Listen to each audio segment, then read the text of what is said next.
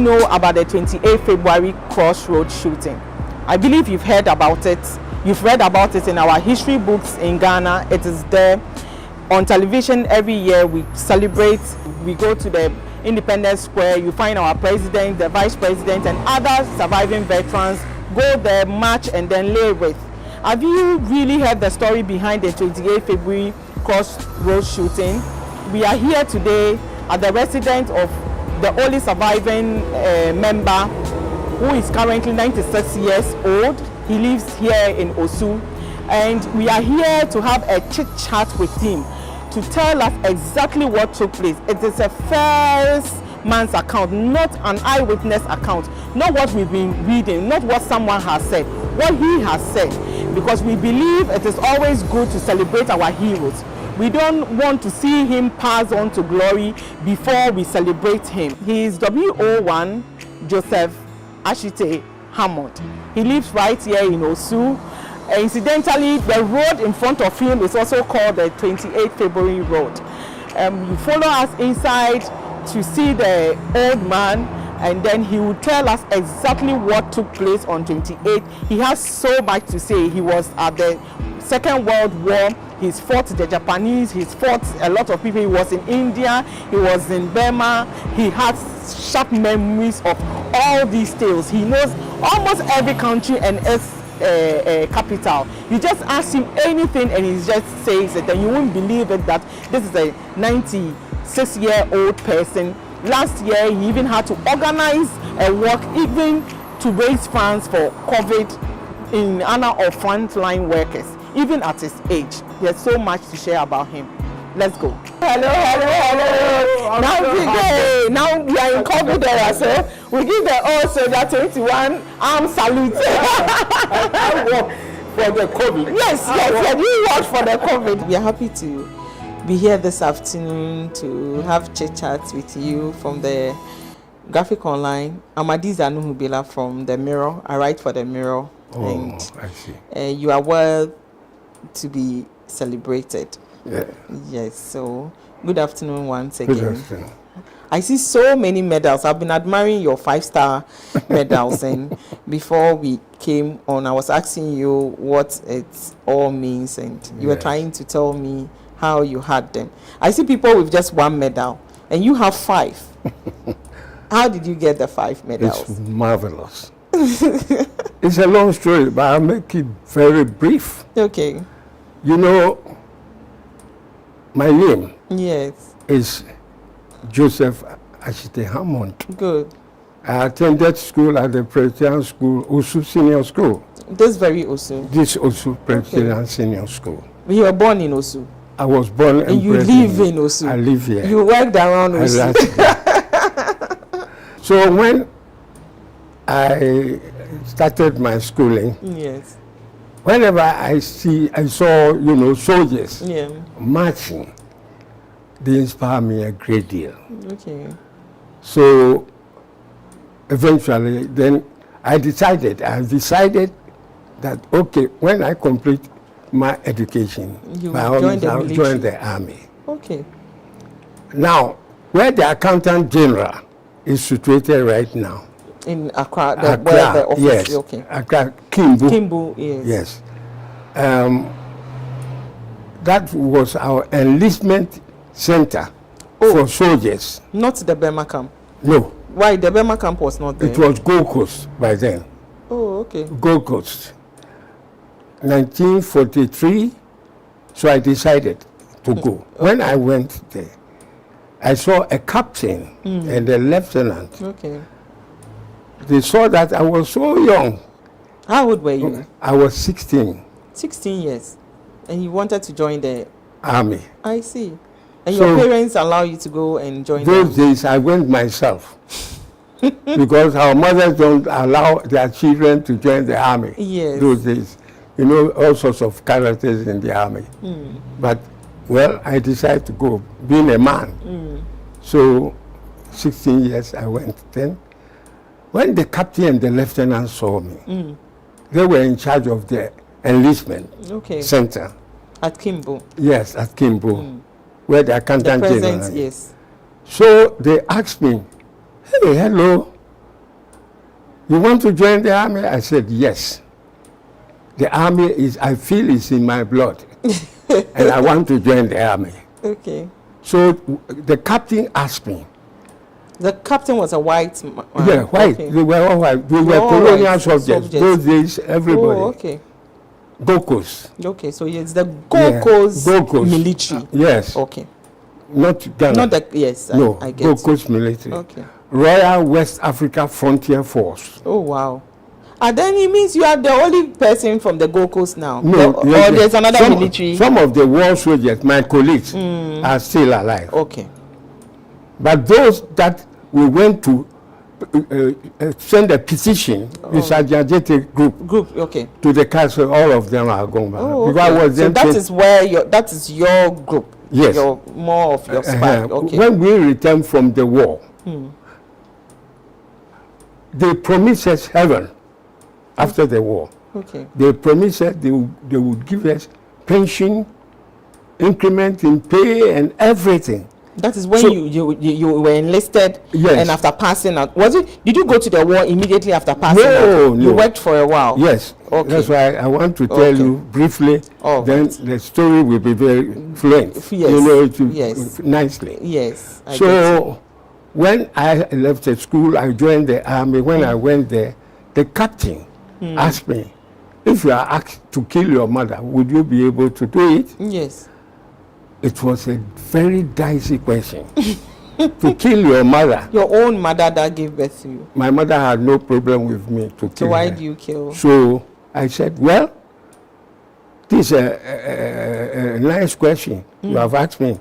But if the state of the Gold Coast asks me to kill her, I will do it. Wow. If the state, it will be an order. Okay. The state said, kill her. I said, I will do it. Then the captain said, whoa, you will be a very brave soldier. So immediately I was enlisted. And the purpose of going there was to join the army. Oh, yeah. So once they were so happy with me and the lieutenant, they enlisted me. They took all of us. How many there were other Do you remember people. How many you were? Yes, about 25 of us. That day, particular enlistment? That day. Yeah. I just went there, but they were rejected. Okay. So all of us were taken in a vehicle, Bedford. Those days we used Bedford, the army. Yeah, okay. Bedford vehicle took us to police headquarters, for present police headquarters. It was our camp. When the police were not there? No, long years ago. So several years, the police, it wasn't the police. No, at all. In the late 40s, it wasn't the police headquarters. At all. I see. So police headquarters was our camp. And where was Burma camp? Today, the Burma camp it was not even a Burma camp. Oh, okay. From the inception, it was called Gifford Camp. Oh, okay. That's why it's called the Gifford Road. Gifford Camp Road is there. Yeah, Gifford Camp. You know, 1939, around 40. Yes. Some of our troops went to East Africa and fought there before the Burma one. Okay. And even the battalions, I happen to know some, because I know, physically, I know the brigade commander. Okay. At Achimata was then the headquarters. Okay. I know Brigadier Richards. Brigadier Richards was then the brigade commander. And then the general commanding the whole West African troops, Nigeria, and Nigerian troops also were among. Yeah. He was in charge of the commander-in-chief of all the West African troops that fought in Ethiopia. Okay. They fought in Ethiopia because the Italians invaded the place and captured the place. So the British helped them. And so we went to fight. And the first 3 battalions from Gold Coast, 1st, 2nd, and 3rd battalions, Nigeria too contributed. Okay. Other battalions, but our own 3, 1st, 2nd, and 3rd. And the first one I know was Colonel Rose. The 2nd battalion was commanded by Colonel E.W. Weston. You see them with a red on their cap, around their cap, officer's cap, and then red here. On the uniform? Yeah, full kennels. Okay. So Colonel Rose, then Colonel E.W. Weston. Okay. It's interesting. Later in Burma, he happened to be our brigade commander. Oh, I see. Yes. He was promoted a brigadier there. Okay. So after this, the East African... You went to East Africa first. And then you went to the Burma. When they fought there, they returned. Around 1939 to 40s, when actually they defeated the Italians. Okay. So when they returned, then they went to Burma again. Oh, okay. You see. So after my training here, with flying colors, mechanical training, we repair vehicles and everything. So you learned the mechanical? Yes, I learned in the military, or you had? I learned it in the military. Oh, okay. So when you were enlisted, you didn't have any background in mechanical engineering whatsoever? No. You learned it in the military? Yes. Oh, okay. But you see, I work with the UAC, United Africa Company, and the subsidiary company was then GCMT, Gold Coast Machinery. Okay.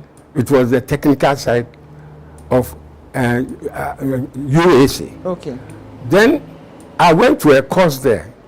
You see, later when I returned from the war, I learned actual mechanical in the army. Okay. Then I went.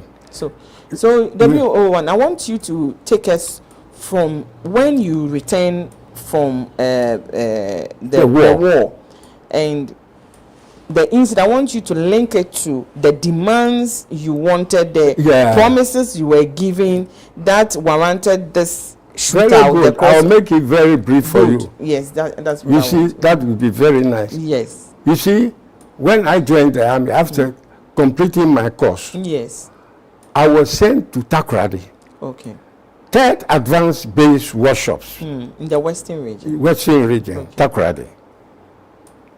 Then our commanding, officer commanding, we have 2 things people don't know. We have OC, officer commanding, then commanding officer. The officer commanding, usually majors. The commanding officer. So you have the OC and then you have the CO. Yeah. Okay. So who is higher? The CO? Yes, sir. You see, so OC, officer commanding, was Major Brunner of the workshops. Okay. Major Brunner, when I went there, an order came from Achimata, the headquarters. All drivers that we drive, officers must be well-trained drivers. Okay. So that when the vehicle, there is a technical hitch, you can, repair the vehicle. So whoever will drive the officers, unless you are well-trained, like we went to the course at the police headquarters. So Major Brunner, they know our background. So Major Brunner called me. He said, look, I want you to drive the officers because you are a qualified this thing. Moreover, the headquarters also give instructions. Whoever drives the officers must be well trained. As well. So, I started to drive the officers. We had few officers there. Our officer commanding was Major Brunner. Then 2 IC. Yes. The second in command, Captain Chipling. Then the 3rd one, Lieutenant Booth. And you were driving all of them? Yes. Lieutenant Booth. Then also Lieutenant Richardson. And later, Lieutenant D also came. All these, they were our officers. So it happened that one day, Major Brunner called me. He said, look, the commanding officer for the whole workshops in Ghana, Gold Coast, he was then Colonel Layden. Colonel Layden. He said he will be here. couple of days time, and you will go to the mining areas with him. Okay. Truly, he turned up. And you He went. came. Couple of days, then he came. We had lengthy discussion what to do. So the following day, we embarked on our journey to all the mining areas. Obuase, Takwa. Were there Bogoso. military people there? Pardon? Or why were you going round the mines? It was the commanding officer who wanted to go there. around them? You have no right to ask questions Oh, okay. because we have. It's a command. Yeah, that it's take a me to the command. mines. You Okay. say obey before complain. Complain. Okay. I have no right to ask. He was my superior officer. Yes. So. So, Well, on the way going, the vehicle developed technical hitch. I managed to repair it. On the way again, there was another trouble. You know, vehicle trouble. I managed also to repair it. Okay. We continue. Then we went straight to Obuase, Takwa, Bogoso, Prisia, all the these mining areas. yeah. When we concluded our trip, he instructed me, he gave me a command to go to Axim in Simaside, the western region. Okay, we started. On the way, there was mechanical fault. Again. And it was, you know, during those days, 43, you know, there were few vehicles, and there was no even asphalt road, Kota road at all, The no road was asphalt, very rough. only gravel road. So the place too that the vehicle broke down, it was a dangerous place. Not that those days people don't do bad things like today. Yes, but it was a bushy place, and you know, normally during those days, it was very difficult before you see one vehicle passing. Yes. Because vehicles It were was so remote, few. Yes. Remote Very few. areas. Yeah. So I managed, I endeavor at my level best, and then repair the vehicle. Colonel Layden was so extremely happy. Okay. Else we would have, you know, You stranded stayed in in the forest, bush. Yes. And mosquitoes, everything there. So he was very happy. So he said, go to Axim, the fort. So I drove to the fort at Axim. We slept there. The following day, one thing with Colonel Layden, anything that he ate, I also the same thing. I see. He was not discriminatory. No, it was the boss, but everything he had his own cook and everything. He took the cook. Then, Then, who cooks for? yeah. You So people? whatever he enjoyed, I also. Then Then it was work and happiness. it's You true. were enjoying the bush. Yes, I suffered to go all the way there, so I also enjoyed. Yes. It's true. So He was a very good man. okay. Colonel Layden I was a see. good man. So having spoken about Colonel Layden, your experiences, it was more like an adventure. You people went Yes. all the mines Yeah. with all the frustrations in the bush It's and all true. that. At what point I wanted to? How close were you with Sergeant Adjetey and co? Were they your mates? If I do it immediately, I will jump over the whole story. Okay, so So be let's go. patient for me. Okay. Thank you. You know, when we came, then we were at the camp. When we came, he was so happy. So he told, being the boss, he Yes. told Brunner, Major Brunner, to promote me. Okay. To work. I must have my promotion. Yes. I was very happy. What was your rank before he asked that you should be I promoted? was a private. He No rope, no rope. stripe Okay. at all. So your promotion will be what? I'll be couple. Okay. I You get see? it. Yes. Then Lance Corporal. Yes. Then from Lance Corporal, full corporal, sergeant, and so forth.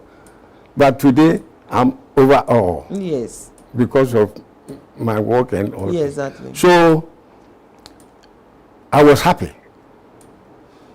He wrote to the headquarters, Achimota.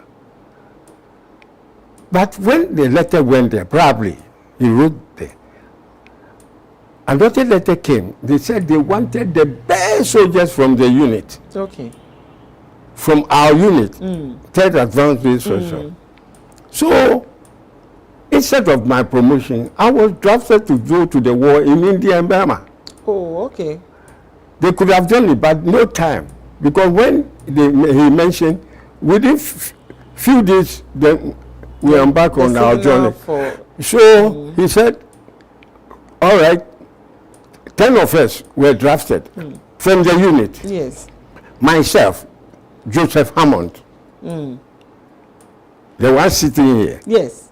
Then E.B. Okan, then Cranton, Crensel, Amonu, Anoba, Anefi, Nuno, A.B. Mensah, and then Lomoti. I've mentioned the whole thing. 10. Yeah. Okay. We were drafted to go to the war. I've mentioned their names, yes. So all of them were selected they've all colleagues. The names you've mentioned, all these colleagues, they've all passed on to glory, right? Yes, in my unit, we were all there. Okay. But we were, a long time, we were friends. Yes. So I know all of them. We chat together, we eat together. So 1 week later, the officers, they took us to Takoradi Harbor. When we arrived there, we saw a very huge ship called HMS Circassia. Put me there, about 2,500 troops on board before we went there. So the officers took us in there, and then we also joined. 2 days later, we set sail going to the war. 1943, November. Then we sailed 2 days. The third day we arrived in Sierra Leone. They have a natural harbor, not artificial one like human harbor that we used to construct. The land formed like a harbor, and there was something like a gate. So ships come and go.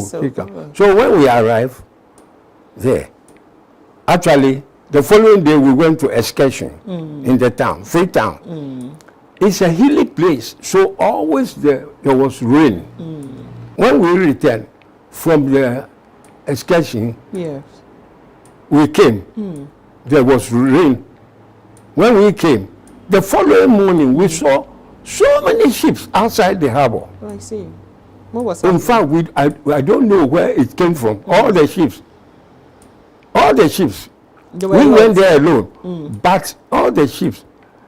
Then when I saw the submarine, later on, about almost 1 hour, then all the ships started blowing their siren. Boom, boom, boom, boom, boom, boom, boom.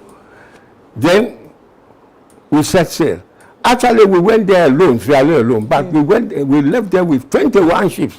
Oh, wow. Yes, with troops on board. We don't know where they came from. We joined them. Then we set sail. There were destroyers, naval destroyers on the right-hand side, 2, and cruiser, 1 big passage ship, and then the same on the left side. We started the journey.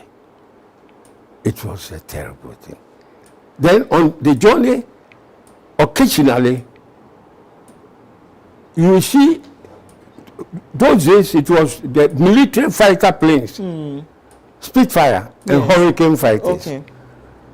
The Hurricane 12, they flew over our convoy, protecting the convoy.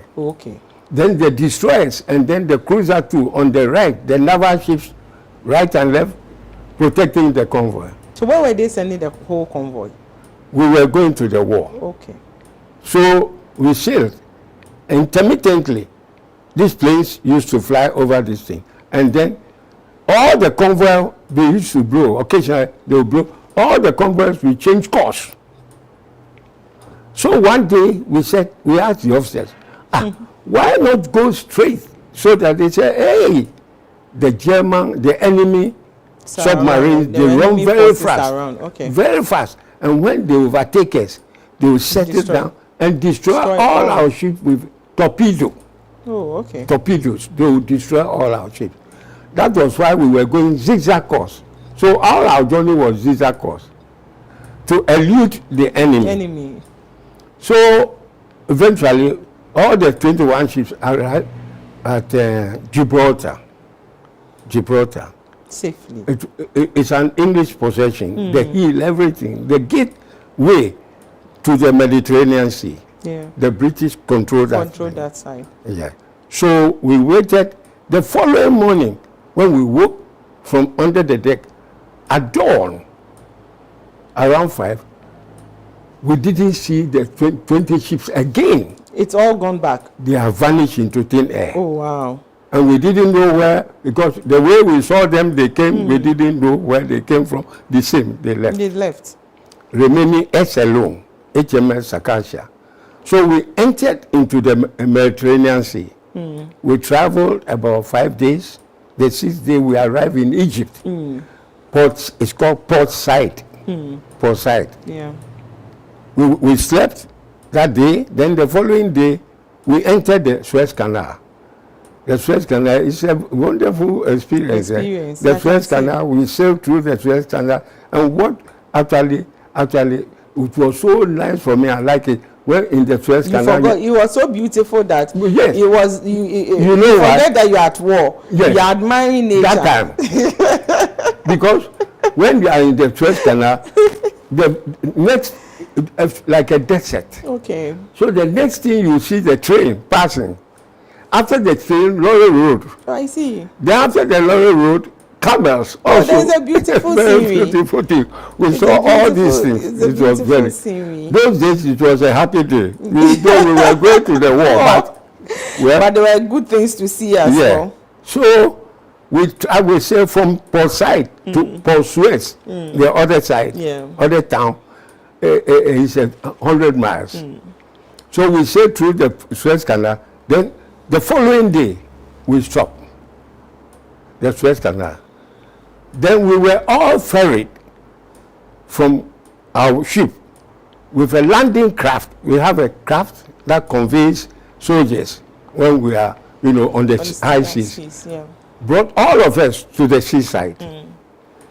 Then we engaged in sports, some running, some boxing, some at the seaside. It's an exciting moment. At the seaside, running, boxing, football, everything, all sorts of sports.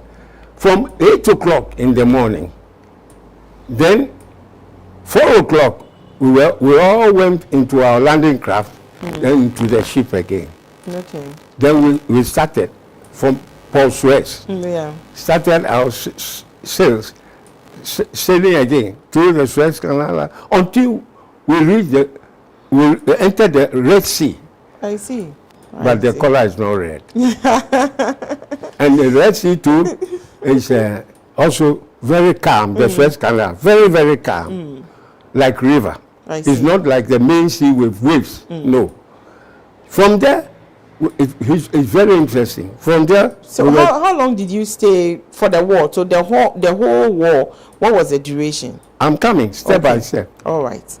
Okay. So it's coming. Get there. Yeah. We were going when we saw 2 pillars, white one, big one on the right and left. So we asked the officers, "What are these pillars for?" They said, "Hey, this is the point where when God asked Moses to raise his staff, this is the point that the Israelis passed. They have marked the place." So those things, they are real. It's not fiction after all. No. They are real. A real thing that I saw myself. I see. A real thing where Moses passed. They have, by this way, they put records. a mark there and here. So they said, this is the exact point where Israelis and Moses passed through the sea. Okay. Yes, it's there. What the Bible said, it is true. So from there, Port Aden, we moved. Then we went to the Red Sea. Okay. We sailed about 5 days. The 6th day, we arrived in Bombay, in India. India. Yes. The following day, a very huge man came with all the 6 feet, about 6 feet 5 or 6. I see. With hairs all over the body and the face. Who was he? He could. You asked a fine question. Not knowing that man came. Look, whoever sees that man here, whoever saw that man, I bet you, he will inspire you. A real soldier. Wow. Stout. when he speaks too, he has a booming voice. Okay. Then not the Brigadier E.W. Weston, he was the one later commanded us during the war. Oh, okay. He came, he advised us, but we didn't know him by then. You didn't know who he was? Who he was. But we saw that he was a brigadier. He addressed us, he advised us, and then later on he left. Okay. When he left, then 12 ambulances with women. Wow. Indian military girls with their 2 officers, 1 captain, 1 lieutenant, to evacuate some of the soldiers. They fell sick. A lot of them fell sick on board, to evacuate them to hospital. So you have women too on board? No. Those times, I'm asking. No, at all. Only men. But we saw, first time we saw the ambulance the 12 ambulance that came. They were driving. Okay. Girls. Okay. 12, and their officers. I see. To evacuate the sick people from on board to the hospital. And the hospital, the harbor, and this place, just about 50 years, there was a train station there. We had our breakfast immediately. Then when we concluded, by 6:30 sharp, the military, we don't play with our time. Yes. Straight away, we all boarded the train. We started our journey. On the way, that was the first time I passed under a tunnel. There was a hill. An underground tunnel? Yeah, on the ground. They have done this thing. And there was a train station there, under a train tracks. We passed through the train tracks, like from here to Accra Post Office. Oh, it's far. It's a far place, very huge. So when we came out, we continued the journey. The whole day from 6:30, eventually at 8 o'clock, the train stopped. We were strangers, not knowing that place called Gen, 5 miles to Puna City. There was a big city there, but 5 miles to the city. Then we stopped. Then from the train station, we started walking. There were guides because we were new, and it was big dark, the place. When you get lost, nobody will see you again. When they will leave you behind. So everybody, we started walking. When you want to rest, we were already tired from morning to the 8 o'clock in the night, in the train. Then we started the walk. If you want to rest, then you walk fast in front of the soldiers. Then you go and sit down and wait for them. Wait for them ahead of them and wait for them. When they come, you get up and you join them again. We continued until we reach a camp. Then somebody started shouting, "Where are the Gold Coast people?" We said, "We're all here." Not knowing that they were our instructors, Sergeant Okan and Corporal Okoli, the 2 of them there. They had moved from the Gold Coast here. They were there. They were supposed to. They were already there. They went there because we had 2 divisions, 81st and 82nd Division. The 81st Division went there first. So you people were there. Early 1943, before we reached there. You see, we arrived there. Later part, we left here 43 later part. But early, they went there. I see. So they had their training early. Earlier. 81st Division, they had their training. So you put the 82nd Division. Yeah, so Sergeant Okan, they were the instructors. They trained us. So they gave us food, everything in the night. Then the following day. Then later we learned that there were other troops around the vicinity. Not the Nigerian troops who were there. Like from here to the Independence Square. Independence Square. The distance, there were another troop, Nigerian troops.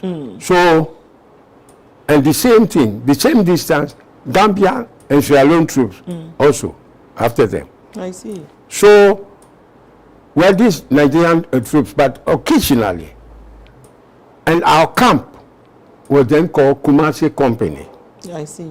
The Nigerians, their camp called Shokoto Company. And then the Gambia and Sierra Leone troops, they live together. They also, Batos Company. So they named after some of the cities. Yes, their town, because yes, their town. yeah, we have Kumasi here. Then we have Sokoto in Nigeria, northern Nigeria. Yes. Then we had Batos, the former capital of Gambia. It was Batos. Then they changed it to Banjul. Banjul, yeah. But formerly, during Gold Coast, it was the capital. Batos, yes. So occasionally we come to play football. We mix. All of them come, then we mix. They come to our camp. We have a very big, nice football pitch there. Then we play football and everything. Occasionally, all of them used to turn up. And then we go to war training called assault course. I see. And then later on, other ones called maneuvers. I see. You know, military terms. Then it was not just so our idea of it being war. It wasn't just war. There was training, there was war, there was... Many people that I'm coming. Hey, okay. It's not a joke. I see. So soldiers, when you see them, you give them respect. I see. What we pass through is no joke. I see. Sorrow, suffering, and everything inside. You see people dying. Welcome. So we started our training there. We all mix with the Nigerians. Yes. Yeah, you said it. Then, during the training, always there was an ambulance stationed there. Immediately somebody dies, he's taken away. If he's dead, there was a doctor too there. Okay. Military doctor. If you are dead, they take you straight to the cemetery. Soldier goes, soldier come. I see. Send you to the cemetery. And then they'll bring a new If person. somebody is seriously wounded, then to the hospital. Okay. This is what happened. Then, first time, when we started our training, you know, there was a stone quarry. They dig stones there. And where your camp was? Yes.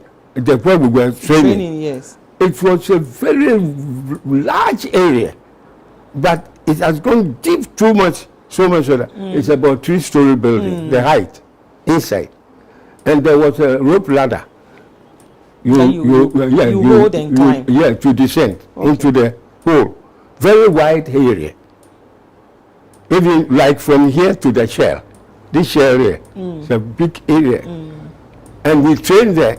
In the middle, they have made it a mud, full of mud. Then when you descend, there was another rope ladder at the other end. So you descend, you climb. You descend, then you have to run through the mud. And when I tell you, when you stick into the mud, both will beside you. You'll be because there were instructors, sergeant majors and sergeants and staff sergeants, all there. You have to run. When you go into the mud, then you pull your foot, you run and pass. When you reach there, the other end, straight away, a rope ladder against the wall, you know, the corridor wall. Yes. Then you climb it. You climb it. We have been doing it. Then, one day, immediately I heard people shouting. Not knowing that one Nigerian young man, he crossed the mud. When he went there, he started at the summit of the peak of the there. Then he slipped down. He slipped from there, 3-story building there. To the ground. He died. Into the mud. Not the mud, not the mud. Because when you pass the mud, you go to a strong ground. Rope, yes. Yeah. Where the rope is. Yes. He slipped when he reached the summit. Wow. He fell from there. Then he died instantly. So we all went there. When you conclude that one, you go to a firing range straight away. You have made a firing range. Then it was a lot of like an obstacle. Yes, everything stage by stage. Because during this thing, the assault course event, there was a point also there where they put a tarpaulin. Yes. The tarpaulin, they put flour that flour bread. Yes. You know, yes, flour. Then they turn the tarpaulin.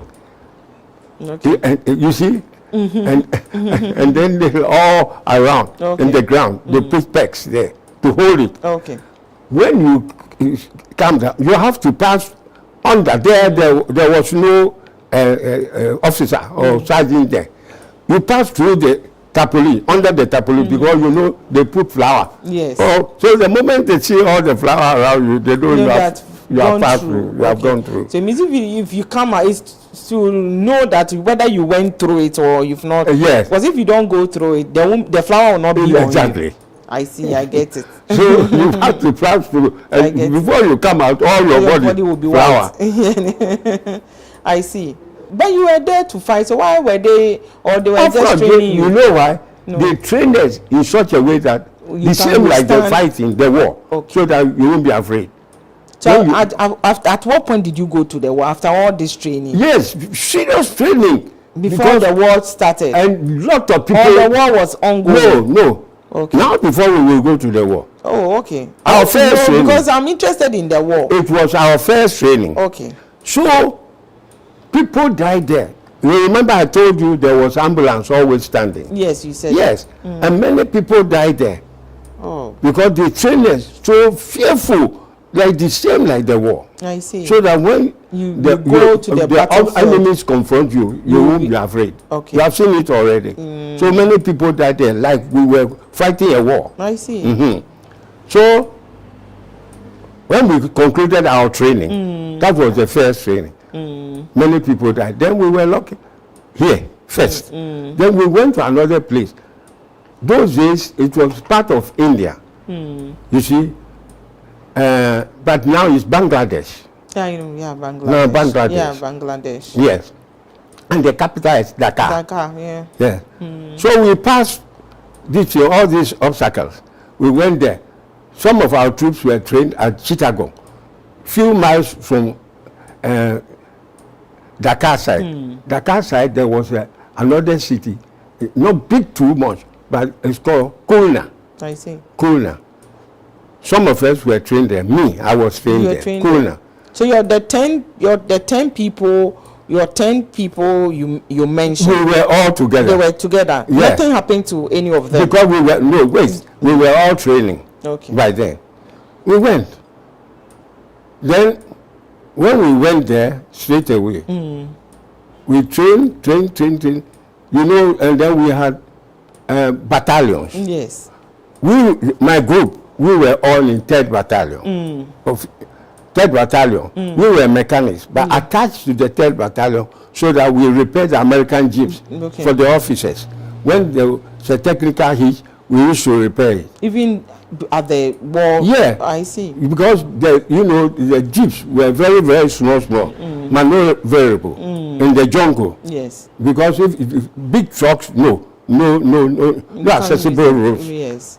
When there is no accessible, we leave all our vehicles, but we go in. You know, the officers, they must ride in the vehicle. In the jeep. And sit in the jeep. In the jungle. They published my affairs from Britain. It's here. Okay. That's a war book being repaired by all our assembled there. I see.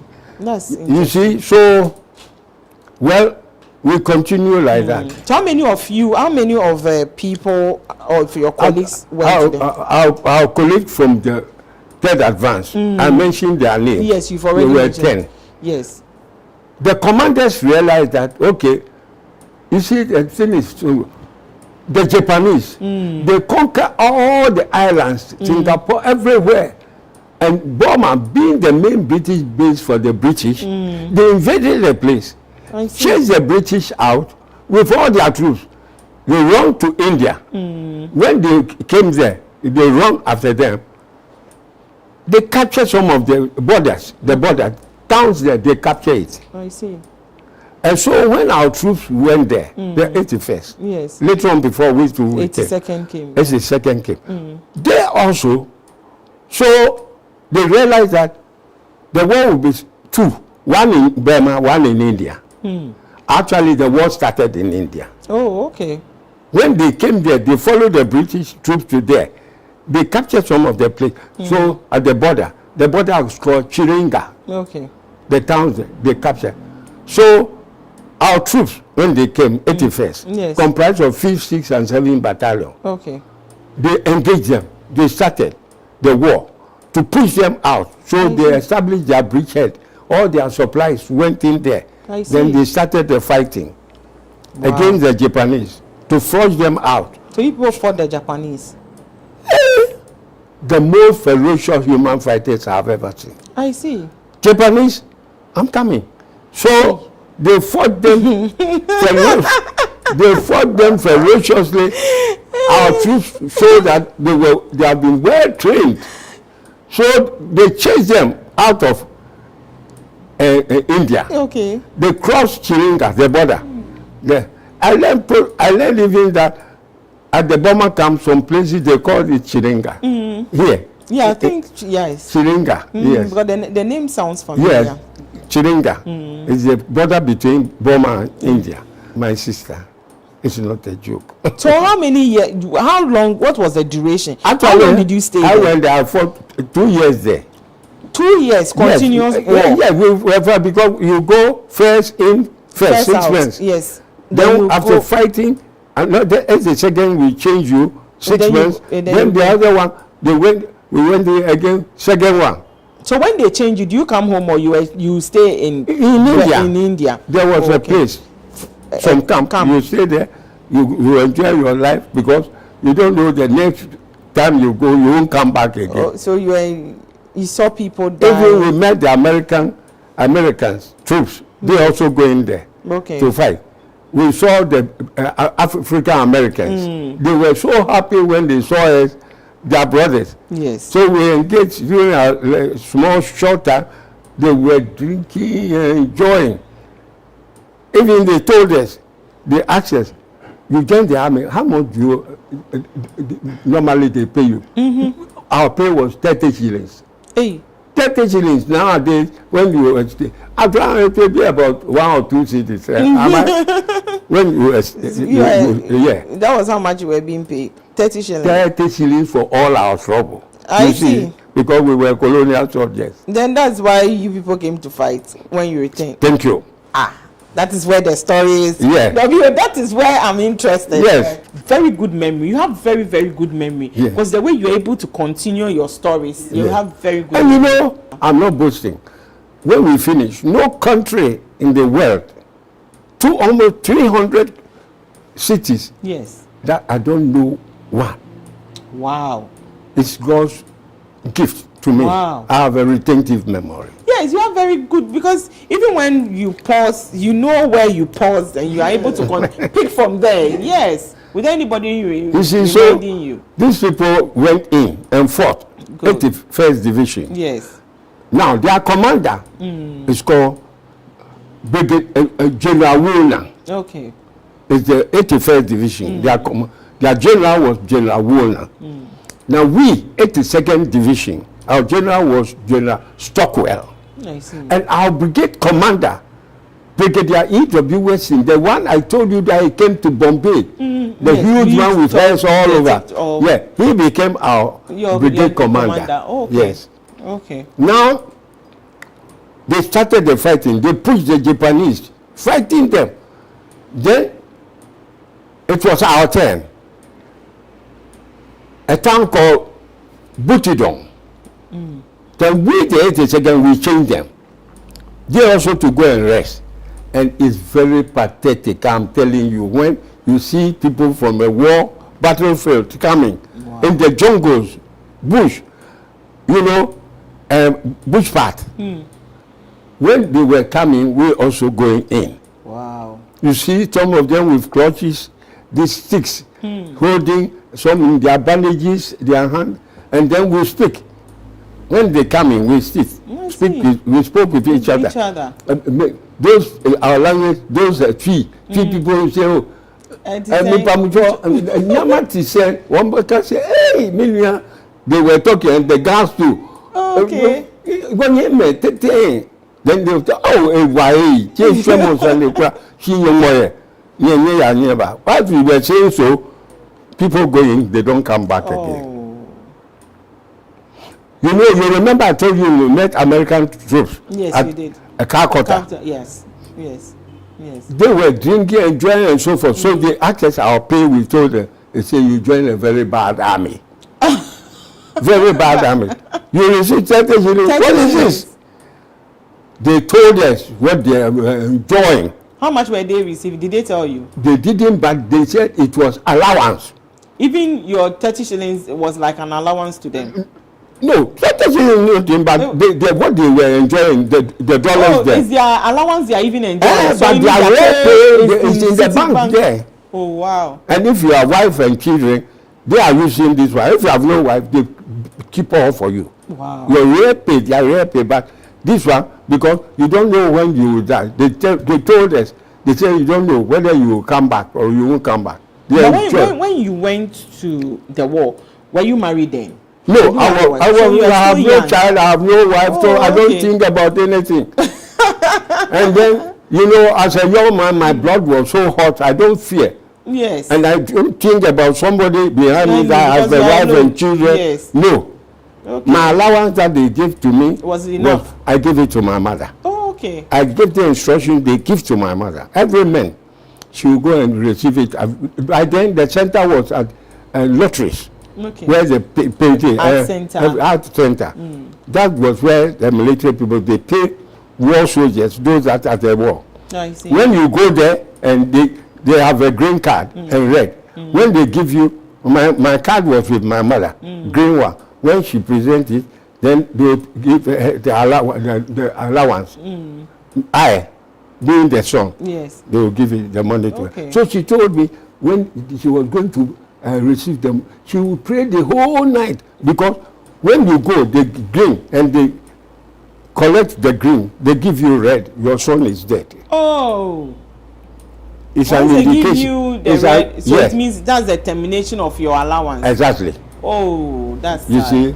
Then immediately, so people cry there. Green, people cry there like a mortuary. Oh. Every day, every month, when you go there, wait, because they're children. That is the signal. It shows you they're finished. They'll give you, green, they'll collect the green, they won't give you the green again. Red. Oh, that's so sad. When we came, they told us, oh, my mother said she will pray hard. Methodist said. She was a leader of the women's section for 50 years. Oh, wow. Yeah, my mother. She attained the age of 104 before she died. Wow. I see. And she was the God has blessed she was the family Simpe chief. life. Accra Simpe chief, the daughter. I see. And I'm a chief also at Teshitu. I see. My father's mother comes from Osuhie. Oh, okay. So that's why you are based. Yes. But you have your roots in Tishi. Yeah, we are the chiefs there. The Tishi. It's called Lenshi. Lenshi. So my name, if somebody knows, Ashitey. Yes. Ashitey. Yes. That really knows that we are the royals. Okay. We are the royals there. I see. We sit on, occupy the stool. Now. So now we are coming to the. We fought ferociously. We changed the 81st Division. It wasn't a joke. When the people we saw at the footpath told us, so we braced ourselves. We knew that we were going to face a very tough enemies. Japanese, if you capture a Japanese, he has disgraced his family. I see. So they are fighting hard. But if he dies, it's an honor to the family. So they fought ferociously. You prefer to die, because if they capture you, you disgrace your whole family. I see. You will become nobody captive. respects you. So they prefer to die. Imagine people with such mentality from childhood. They are fighting their heart out. So he doesn't carry himself. This thing, grenade, to blow himself up. Wow. Hey, Japan. So we fought them at Butidon. Then we reach a place. You know, in Ghana, we have a water as our biggest river. Yes. India Ganges is their biggest river. Then Burma, Irrawaddy River. Irrawaddy. Yeah. Then we reach a town called Pakoko. Pakoko, the Japanese attempted to cross, but they realized that we will massacre them mercilessly. So they changed their plan. Yeah, their plan. They started going southward. Then we followed them. Sometimes 3 days. You are specifically going after them? Hey, And again, we were fighting. They were fighting us also, but retreating. Okay. Sometimes 3 days, 4 days, we could not push them. It was a dangerous fight. Then we will solicit help from our second light battery, our artillery, give them their positions. Then they start bombarding the place. The whole ground will be shaking. It's not a joke. It's not a joke. It's not a joke. We chased them to a point where it's called Mabu River. Our people will cross there. We had a rubber dinghy, a small boat, 6 people in it. Then we crossed. But they made a mistake. They delayed small. So they realized that they were going to land at enemy territory. They started paddling quickly, but unfortunately, their rubber dinghy capsized. 6 of them, we saw all of them going. And it was very rapid. The current. So they got drowned. The current, they got drowned. 6 of them, they were all going. Oh. And at the speed of the current, so speed. Just cleared everybody out. What could you do? It was a war. After that place, we went fighting. And sometimes the fighting was sometimes short of food, about 4 days. We rely on our biscuit and corned beef. Finish. That's all what you were eating? Hey! And even the water, the river, our water bottle, there was no water anywhere, the river. Our water bottle, dead bodies float on it. Wow. Because if somebody is killed, later on we used to see them floating in the water. But you drank the water? So, because of that, our water bottle, they put a chemical inside because of the disease. Purify, yes. And then a water bottle, because of the disease. Yes. So that it will purify. You see, as I'm talking to you, it's like a video. I'm seeing it like this. What is happening? Like this. Yes. So, the dead people float on the water when he's killed. Many people, then we drink it. Wow. You can't drink it. You just gargle it. So all that will go into your throat. Just you poof out make the rest. So that you don't get dehydrated. Then we have been doing this. Then one thing too, we carry plenty of, not one river we could cross, some rivers. So I remember in the army those days, they don't enlist somebody who is not about 5 feet 6. We don't enlist short people. Yes. Because we cross shallow rivers too. When we cross it, we hold our gun like this. Not only river, but we had some other So rivers. you should be very tall. Tall. The tall people, it was for the advantage. You see, so short people know those days. So 5, 6 at least, enlistment height. Yes. That time. And we carry plenty of socks because when you cross the river, no time, continue fighting sometimes 3 days, day and night we were fighting. Then when we fought like that, the moment the fighting subsides a little, then we change our socks. It was stingy. Yes. Because of the for water 3 days, the water is crossing it. we throw it away. We threw all away. Then quickly put another socks. We wash your foot with that bad water in the water bottle. We wash our foot quickly, put it, because if the whistle goes, you have to move. Wow. Then we put. You are always on the move. Hey, then immediately we put this in the shoes. One time, and one thing, if your brother sitting, he was among us, and 2 of you were in the same battalion, you were sitting down. The moment the whistle goes and the fighting starts, you meet the enemy. When your brother is shot, you have no right to look back. No. A whip, you'll be court-martialed. Wow. You are demoralizing the troops. No. So even if your blood brother is... No way. That's what I'm saying. Your blood brother, you sit down, and one is shot. The bullet, wow, you see that? It fell. When it falls, you just look, you move on. You don't stop. That is why they ask you if you can kill your mother. Exactly. There was a stamina. By then I didn't know because I was a civilian. Yes. So your brother immediately, you just and you, if you whip, then later, if you alone quietly, nobody sees you. If they see you whipping, you are demoralizing the other troop. Yes. No, for that one, I remember one day they wrote me a letter from home, and then they said my sister was dead. I said nobody should write me a letter again like that because myself, I'm a dead goat. So nobody should write me so. They cease. Then we started. We changed this thing. Then the town that later on we went there called Butidon, and there were a lot of snipers in the tree. We had a tough time there. Wow. And when the food is finished, aeroplane with parachute, we drop the food. Sometimes, if we are not lucky, and the food goes to their territory, then they bring in the food. They fight. Sometimes they are also short of food. So they we fight over the food. Oh, wow. They want to capture our food too.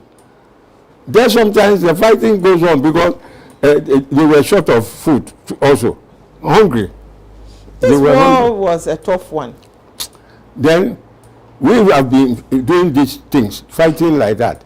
But normally when you reach a place and the fighting subsides a little, everybody starts digging trench. Trench. We hide in our trenches because if you don't know, you lie on the conspicuous ground like this. Enemies on top of the trees, they will spot you and shoot you.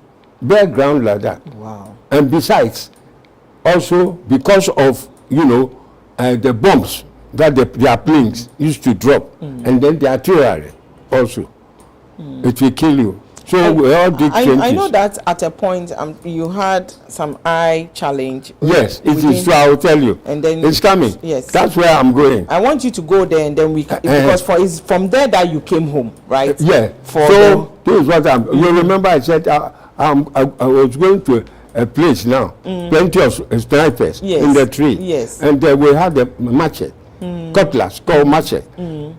The trees too, when we pass, we look the trees under snakes there. Otherwise it will go around your neck. So the moment you see you cut it. Snakes. And also tigers there. And then hyenas. You know hyena. You saw all these things? They are there. Hyenas too there. Animals, tiger. But because animals shooting of the gun, so some of them used to run away. But hyenas don't care much. And we had some short. We had a short snakes too. You see, all these things. Sometimes they shoot from the tree. Everybody will aim at the tree and shoot. Sometimes you see a human being come and fall down. Well, an enemy hiding. Yes, enemy hiding. Then we reach a Kenya. We reach a Kindongi. We had it tough there. There, our light battery too, pumping, fighting. Their planes came with, once their artillery shooting, the planes too were dropping bomb. So our commander, Brigadier AWS, was fatally wounded. Oh. It dropped. Then his ear was shattered. And I had my own cousin too. It's called Mingle. He died about a year now, recently here. Mingle, he was with the signals. A bomb dropped. He was holding his signal, this thing that he used to speak, all destroyed, and his stomach open, and all the intestines came out. Oh, that was fatal. So he was the only one that used to speak. When he's speaking, he says nobody has ever seen his stomach intestines before. He has seen it because during our fighting, his stomach would come out, and then they went to stitch it back, and he survived. Hey, the stomach. Wow. A bomb fell. It destroyed the receiver. One time, the stomach, he felt something coming before he realized all his stomach coming out. All the intestines. So he tore his shirt. He had a presence of mind and tore the shirt immediately, and then pushed all the intestines inside, tied it. Wow. When we were fighting about from here, we say, let's say It will not reach Papai, the distance. There were tents there. Doctors were making operations. Eesh. They were operating people. That was where he was saved. No. So they took him there. He was lucky. They were operating. They operated him. Look, if God has not killed you, No you man. will never die. It's true. They operated him. By the medical this has not advanced like today. They operated him. When he came back, in his this trench, the enemies came with the aeroplanes and this thing bombing and and shooting the artillery. The ground was shaking. And he was all the thread they saw came open again. Open again. And he went back again. They took him back. Wow. All and the he still survived and died only recently. Yes. He died about a year now. Wow. He is senior to me. I see. Oh, he is senior by far. My uncle's classmate. He's wow.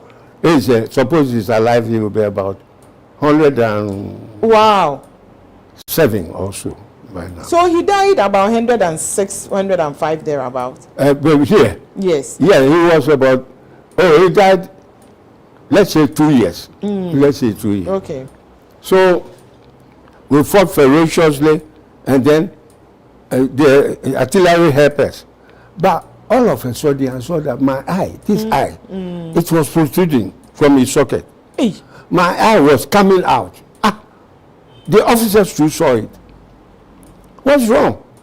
So the officers, we had a small plane, very light small plane. It flies only 2, 3.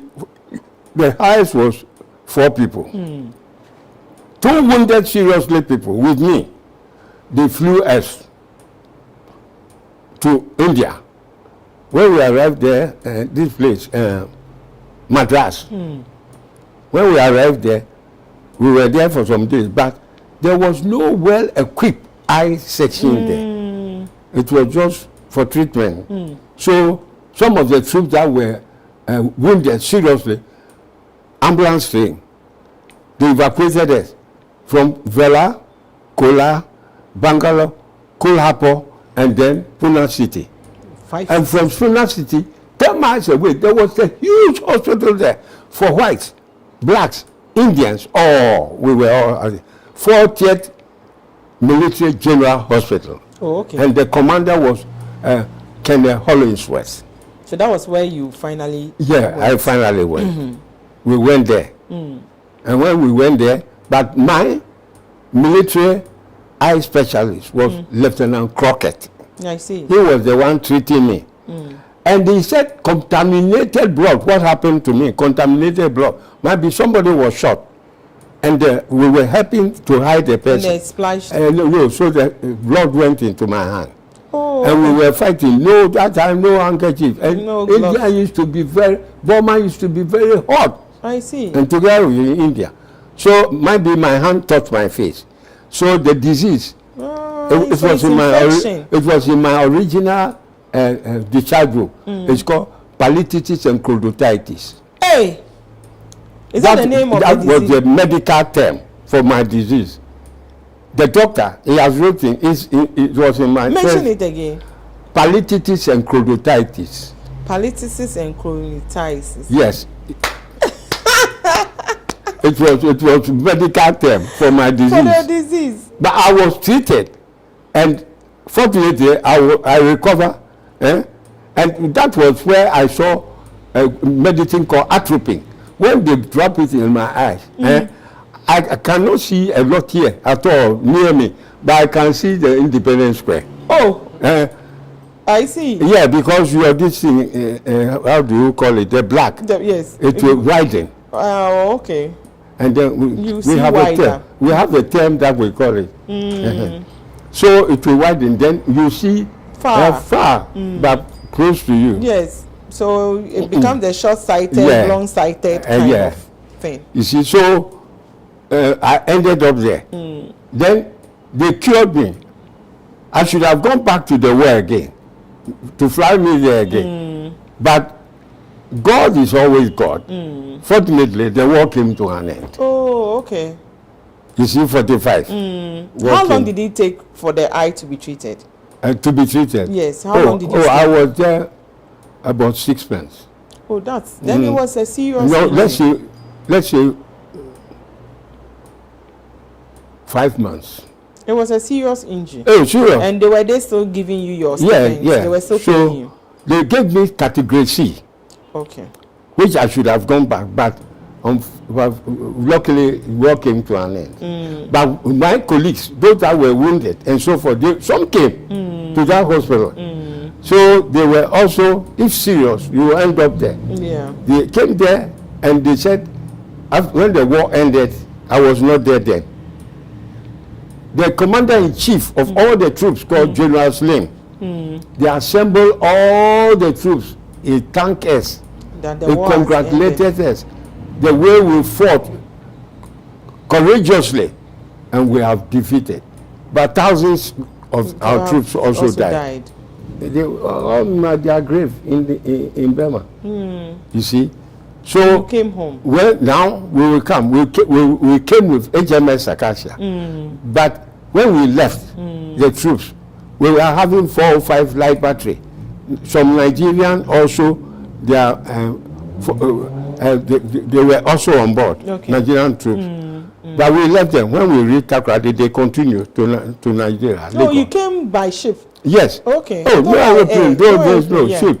Because I told you, when we went to Takoradi, about 2,500 troops left, yes. And some, my group, the young men, those died. Yes. Lomote and A.B. Mensa died. Oh, okay. So it was like we were 10. Yeah, so 2 but died. They didn't come back. When we came, we were the first to arrive. The whole Gold Coast, chiefs from north, south, east and west, they came to Takoradi to meet us, to welcome us. Oh, it was a very wonderful thing. And we brought the green battle dress first. Ghana, Gold Coast, they wore khaki. The one that you people have been wearing, the 28th. This is the one with me here. Yeah, the one I'm wearing. The one you've been wearing. The one there. Yes. At the top. That was the Gold Coast uniform. The Gold Coast. Then, this one. Then we brought the green battle dress to camouflage us in the jungle. Oh, okay. And black. So when I wear the green battle dress, you will pass. You won't see me. Exactly. Because the whites, we were with them, pathway. And then, night, the snipers on top of the trees. Because it was dark, they don't see us. But they aim at the white collar and shoot. So next day you see that 6 or 7 whites dead, no black. Because they're unable to see once. And then later on they realized that this is what was happening. So they brought camouflage ointment like this, black. They take it to cover all their faces and hands and so forth, so that the Japanese didn't see them again. But the white collar.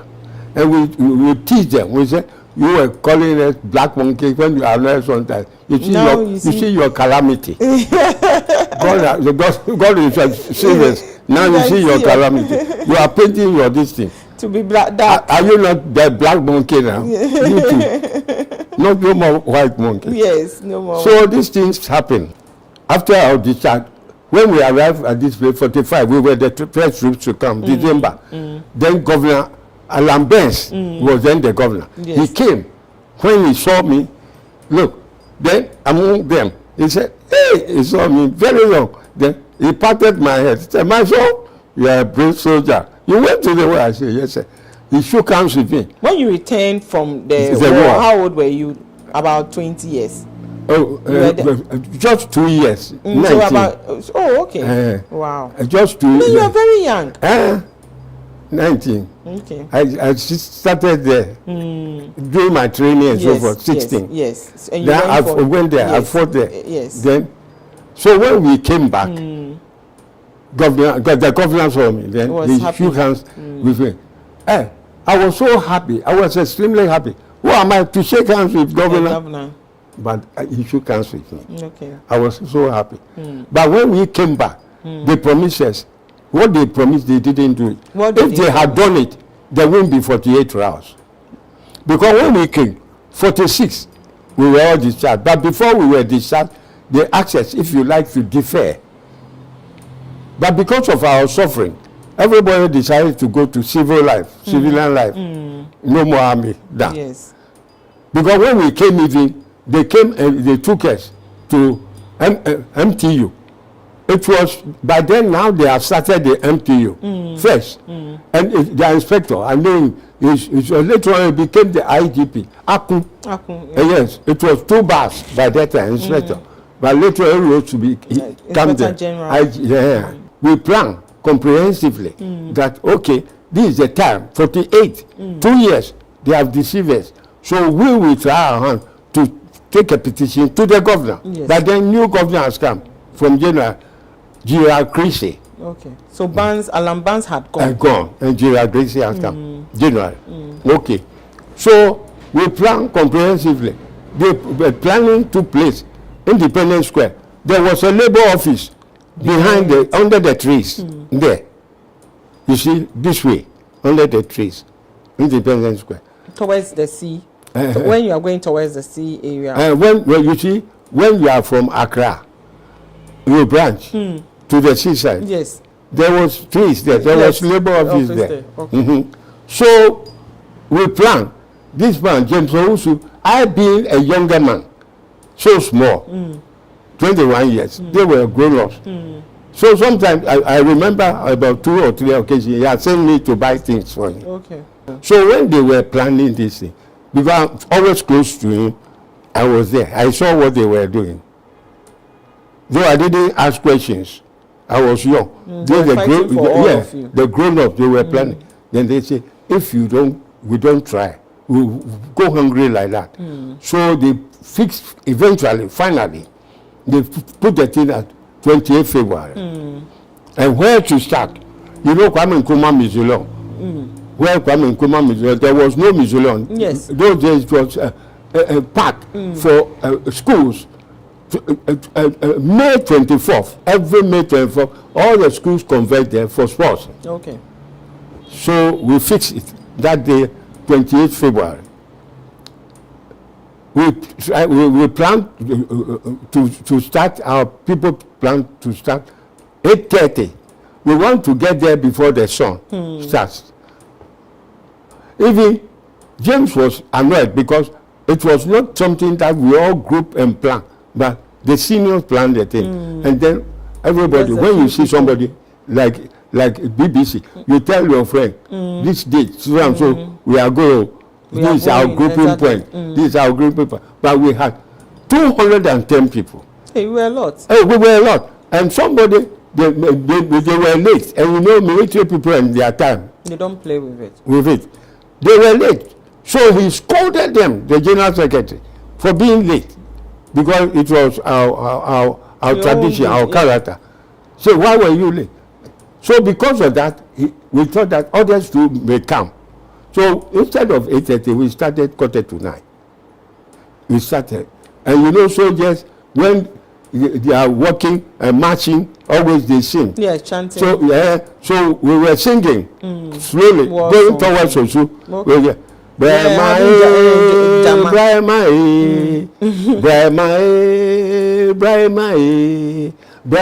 East Africa, Brahma Besiyanko. You see? Okay. So when we went to Burma, we sing the same. Burma we mention. Even we use our names. Okay, so what you just sang, I want to know it from you. Is it Berima or Brahma? Or Brahma? Brahma. Oh, okay. Brahma Besiyanko, because they were going to East Africa during the war, our troops. Okay. You see? Brahma Besiyanko. Okay. Let's go. Okay, so me I thought it's Burma. Because when we went to Burma too, Burma too, the same thing happened. We changed the name. Yes, to Burma. We use this one for East Africa. Oh, now Burma. Okay. You see, Burma, so we say Besiyanko, Burma, Besiyanko, the same thing. So those were the songs. And the other one, but it was a profane language. So you don't when I so you see, he sang all these things. That's what I told them, you know them. So the army people. I think you know that song. Yes. You see, so because I'm speaking with you. Yes. You don't want to sing it. Yes, the one soldier doesn't want to sing those ones. I understand. Yeah, so we continue like that. Then the day we started nicely from 210. From, you see, because you know there were few vehicles, and it was a gravel road, no asphalt. No traffic, no asphalt, no traffic, few road. So we put the line at 3. In your walk. No, I got there 7 here. The lines, 7, about 30 lines. When you check, you see that about 210. Then we were sinking. When we arrived at the crossroads, we saw policemen. Those days we call them Gento. Gento means out there is uneducated people. The civil. Yes, Gento. Escort police. Escort police, yeah. During those days, only one Northerner. Later on, after 48, later on, only one Northerner called Kanjaka who was a superintendent. Only Kanjaka was superintendent. And then we have mascot. That small boy, they dress him like a soldier. He walk in front of the soldiers when they are marching. Yes. Mascot. It's called Gedo. Okay. Gedo, he also get. They are all from the north. Yes. So it was they were all from the north. Yes. Gedo. So, but Superintendent Emery, you know, they were white. So actually, he was the one that came with the policemen. Okay. So it was Emery that brought Kanjaga and Co. No. Or Kanjaga and Co. No, Kanjaga didn't take part in this thing at all. Okay. Only Emery. He brought the policemen. Okay. He brought the policemen. I see. So why did Kanjaga's name come in the whole story? Kanjaga's name didn't come in. Okay. It's me. He is telling you the only person, black, Northerner. He was the first military, police officer.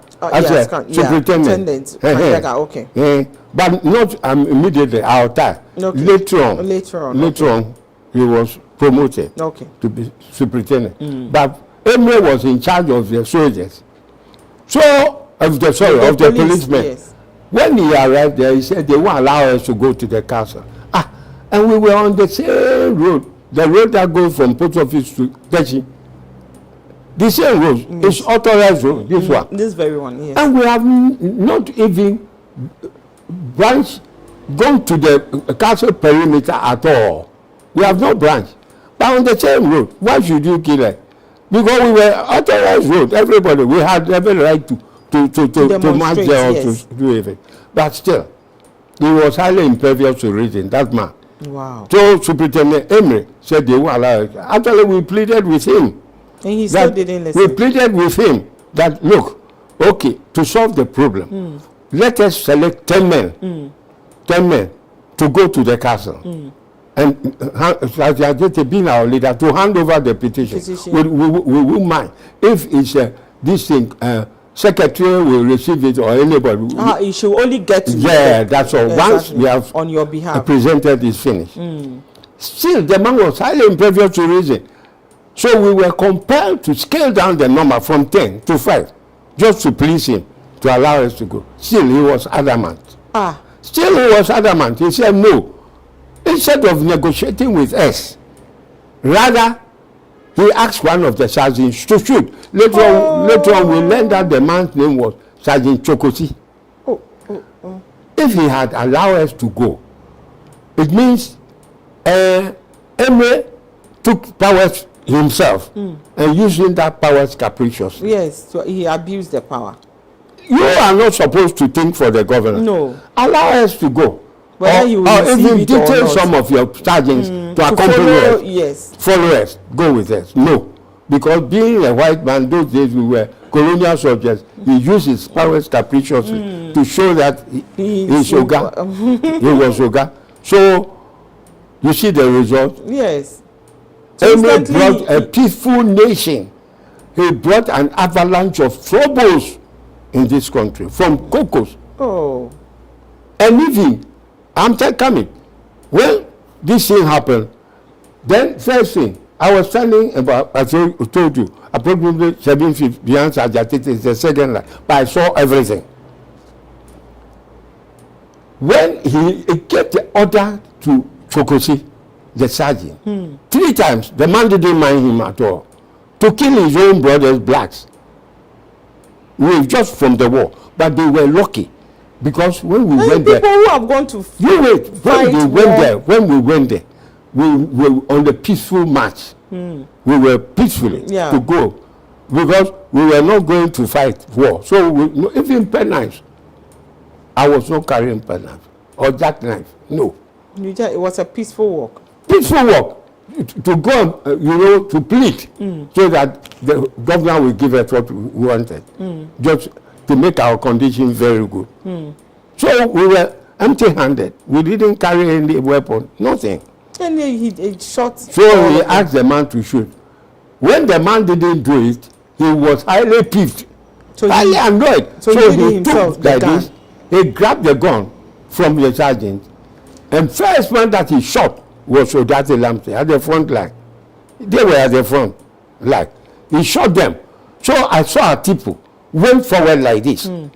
Oh, I said, oh, but we are not carrying any gun, any arms. Why should you kill? Then he shot him too. That particular Odartey Lamptey, is he related to the other commander, the other Odartey Lamptey? No. Okay, there's no any relation. Because that one, I married the sister, but she is dead. Which one? Odartey Lamptey here, the General Odartey Lamptey. Oh, okay. I stay with the sister. Oh. I married the sister. The commander, the one I'm talking about. The commander, the army commander. The army commander. Yes. Oh, okay. He's not related to this particular. No. This one from Accra. Accra, and but this one is Osu. Okay. You see, he shot the man. Then, when this thing happened, Sergeant Adjetey was highly annoyed because he was our leader. And war people, because before we left, our people left India and came. We had a camp, you see, where they gathered all the troops before they used to come. They carried them by ship to Ghana, to Gold Coast. This is what happened. So, immediately this thing happened, we were all annoyed. Why? So, few of the people, after killing Sergeant Adjetey, after killing Patrick Attipoe, I saw him when he rushed. His intention was to grab him with the gun. So if that bullet missed Adjetey, it would have landed on me. Because I was standing directly behind him. So I saw, after killing Attipoe, then he raised the gun. When Adjetey was coming, they raised the gun. And he shot Adjetey. He missed the bullet. But maybe the Almighty God preserved my life to tell the whole nation what happened. Exactly. It is true what happened, because God saved my life. So instantly, how many people died? When there were wounded people died, because everybody. The 210, now, how many of them got injured? Some got wounded, but you see, there was pandemonium. Okay. Confusion, because we never expected such a thing to happen. It was a peaceful war. Few of the people went to Otu Township, about 20%. Then the 80% we all went to Accra. Those days, there was a civilian called Brown carrying a baby here. But the mother said, oh, I wanted to buy my baby. When she took the baby, stray bullet killed that Brown.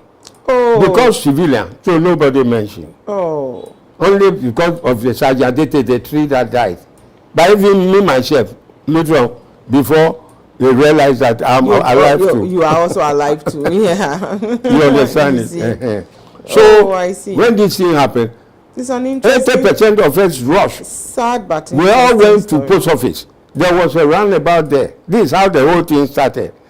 Then, any white man that we saw coming, we wouldn't kill him. We'll stop the car, pull him out, throw him away, turn the car and put fire inside. Oh. This is how it started. So there was 28 February. Yes, the unrest. Then we put fire inside. Then women and their children. You took their children to a war. When they return, instead of compensating them, you massacre them. No, we won't take that foolish from you. This is called nonsensical effusion. Yes. It is to take this thing from you, to kill them instead of they went and died for you. Then when you came, you killed them. No, So they also we joined. will not accept it. So the civilians also joined us. Then they started looting the stores. UAC, UTC, Bush and Stevenson, all the white stores. They started, out of and hand. there was confusion. This. It went out of hand. I'm telling you. To an extent that they brought Nigerian troops to clear the routes. Wow. It was unsuccessful. I'm telling you. But there And was they a- went back. Hey, nothing like that has happened in Ghana, Gold Coast and Ghana history right up till now. No route like that. For 3 weeks, day and night, people died with killing because they prevented the people from looting the stores. So they were shooting those that carried this thing, the articles. They shot them, and then we continue. So there were, and the worst of all, when we came, they decided there were a lot of from other regions, not Accra alone. Kumasi, Corporal side, they were in the army. Yes. When we were all discharged. Yes. When they heard that they have massacred their brothers, They also came to join. they came here. It started. Oh, so also there. and across the country, Even the regions. my brother's wife told me that, yeah, Krobo side there, all the stores, everything. They were, it is ex-servicemen everywhere.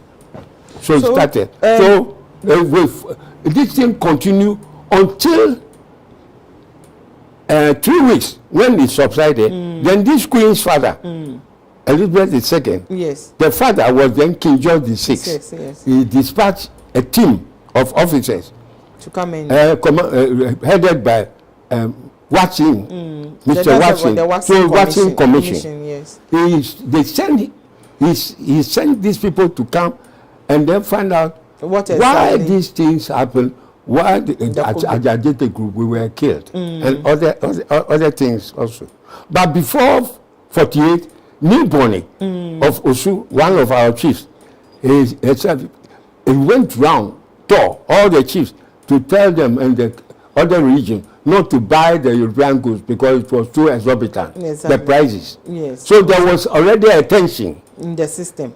There was 47, there was tension, but no fighting, But no the trouble. 48 Only escalated. if you go there and you think the house of the prayer is not, Then you can't buy, you go away. you go away. Yes. I hope you understand. Yeah, I do. But there was no fighting. So 48, our own, spark off the whole thing.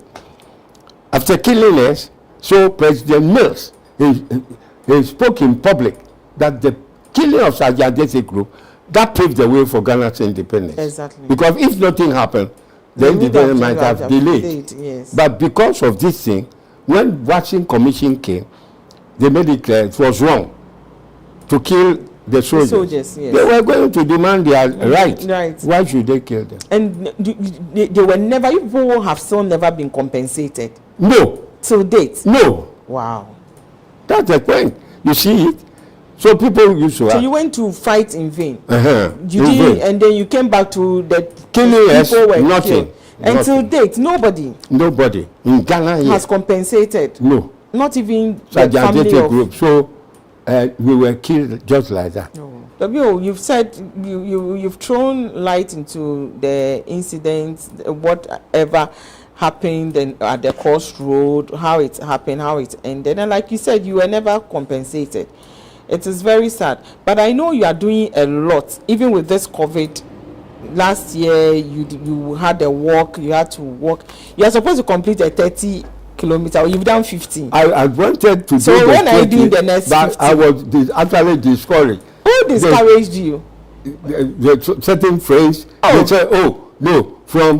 We could have done the walk to certain climb friends, us our then they birthday, said, 10th May. I intended because Prince Harry, Yes. if he said even you wanted to walk more. He wants, yes. Yeah. He wants So to the work more. initial plan was 14, 7 days, Yes. 2 miles a day. Okay. From my place, then to Dankwa Circle, And back. back 2 miles, Okay. 7 days. It was 14 days. Yes. I had wanted to continue, but they said, okay. How much were you able? Do you know how much you raised?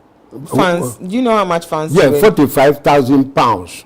That's a lot. A lot. When you change it to our money. You did so well. Because my initial plan was to raise $600,000.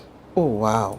And they transferred it into pounds. Pounds, and you did 45,000 pounds. And you used it to purchase things for frontline. Yeah, I have donated. Yes. Actually, Yeah. I donated too. Yeah, I have you donated. did so well. Yes, you've done so well. I did it for Ghana and Africa. Good. The whole of Africa. Is that why? Is that the motivation for Actually, giving birth to this the man St. did Joseph Foundation? This one did it, and I saw it. Tom Moore. Okay. In Britain. The old. Actually, when I saw it, he inspired me because there was something they mentioned. They said he fought in Burma.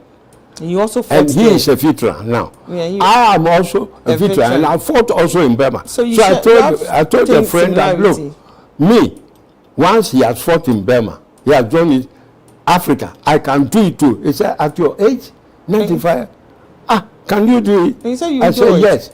And it was myself, and he is older. Yeah. And so you can do it. My birthday, he is older. He was then 99, almost 100. And now also 95. So I said, I would do it.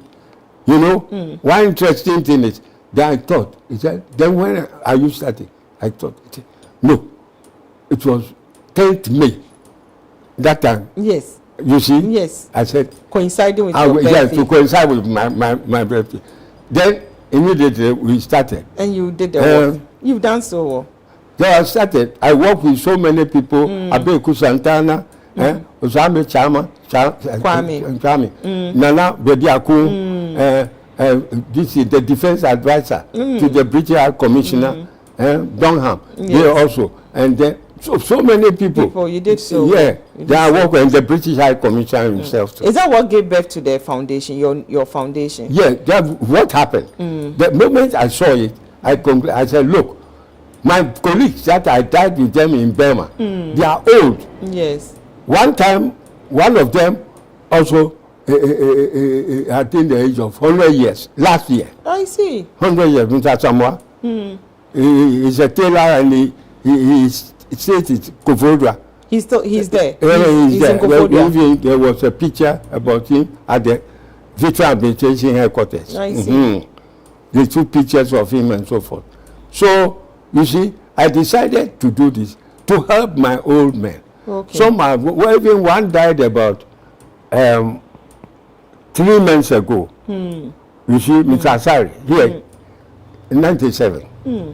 You see, these people, they are all suffering. So I said, why not?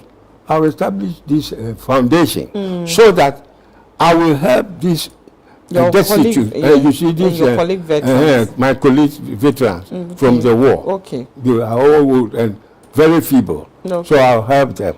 I did it. That's why I made it. And destitute. You see, these 3 children. So what's the full name of the foundation?